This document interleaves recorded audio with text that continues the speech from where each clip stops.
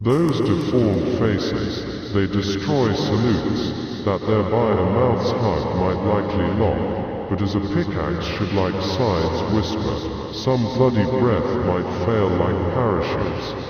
Now lips, decomposed like rancid livestock, excrete some acid from rotted blisters, stirring a smegma through pureed pie-hives, with teeth, with pus, with grim teeth and much shock. Breath that is from the smell's putrid kisser, and likely infected from the egg rolls, during one's foul meal spoiling their dinner, but good manners prevailed with decorum. Dismember it all, to stop Santorum, that oozes from gums and can't ignore it.